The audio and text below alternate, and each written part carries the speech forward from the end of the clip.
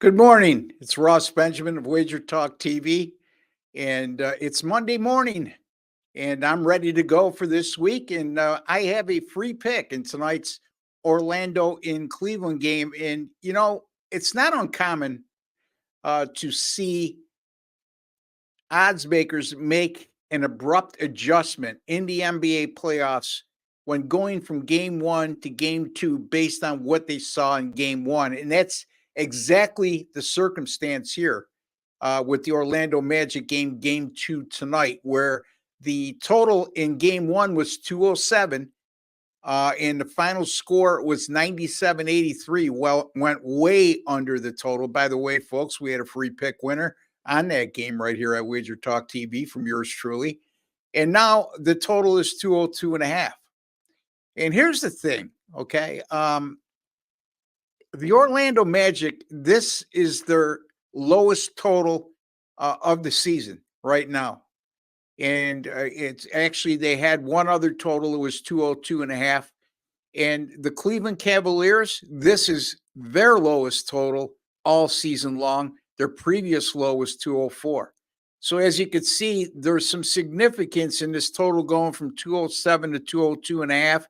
And many times, the odds makers are making a calculated decision on moving this total to 202 and a half. However, I could rest assured that there will be many sports bettors out there that will overreact to what they saw in terms of scoring in game one. And let's keep in mind, this is a Cleveland team that off their last let's put it this way. The Cleveland Cavaliers have gone 6-1 to the over in their last 7 games following an under in their previous contest. And those games averaged a combined 221.9 points per game.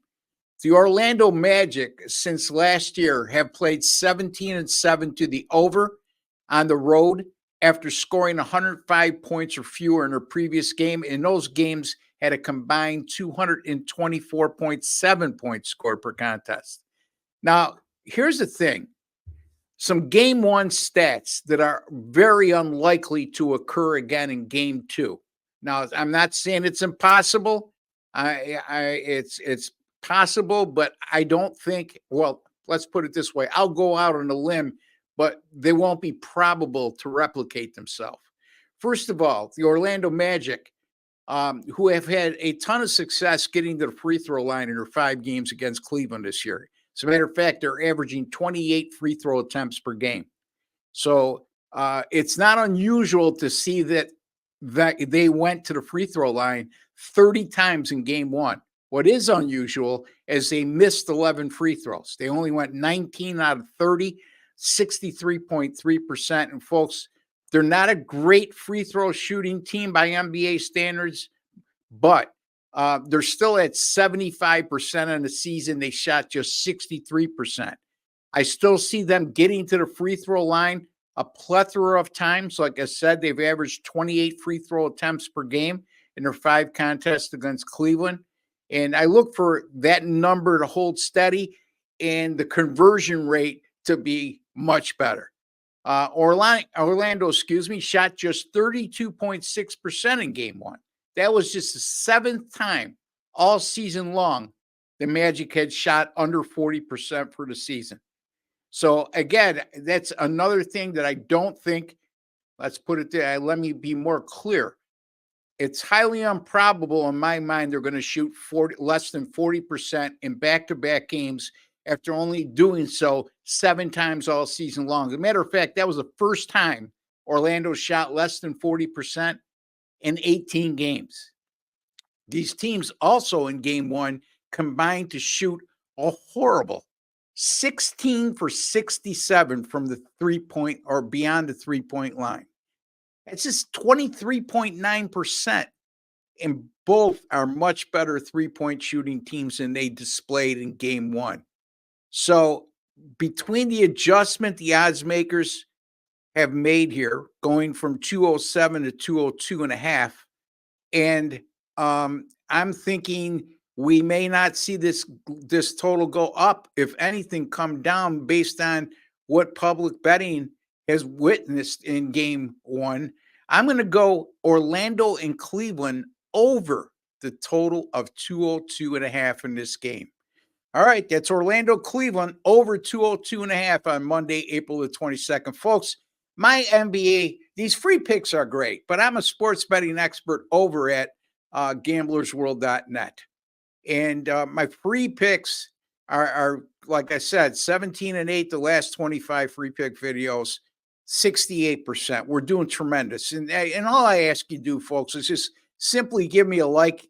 It'll go a long way in making me happy. It'll go a long way in making Wager Talk TV happy. And it's just a small token of your appreciation for the work, time, and efforts I put into bringing you a quality video each and every day and doing my best, even with free picks, to help you win. All right. And I'm also, since 2022, the number one NBA playoff or postseason, whatever term you want to use, handicapper at sportsmemo.com. Since 2022 and including this season, 84-50 with my NBA postseason picks. That's 63%, folks. And that's good according to the grading system that Sports Memo and Wager Talk uses, for a profit of 12,955 units. Tremendous. And why am I mentioning that? Not just to put a star on my forehead. And by the way, 18-6 run in the NBA overall, dating back to the end of the regular season. Here's why I'm mentioning this. Because a lot of you will tell me, well, Ross, I can't afford to pay for picks. I applaud the fact you're doing well, and I'm making money with your free picks. Folks, right now, you go to my direct page at sportsmemo.com. That's sm.buzz/RB. Right there underneath, you can see the URL. And you purchase my 7-day pass for just $79. And we're going to give you an additional 3 days. So for $79, you're going to get 10 days of my free pick, or my picks, my premium paid picks. And that amounts to $7.90 a day. I just gave you the records. 84-50 in a postseason in the NBA since 2022. Over 12,000 units earned on an 18-6 NBA run right now, including 9-1 on my NBA totals. So sm.buzz/RB, click on the 7-day pass, and you don't have to put any coupon in, no promo code. You're going to get 10 days of my premium paid selections. That's in all sports, not only the NBA, for just $79. I'll be back shortly, as I'll have another NBA free pick video coming up. I'll be looking at the Lakers and the Denver Nuggets game. Until then, take care and God bless, folks.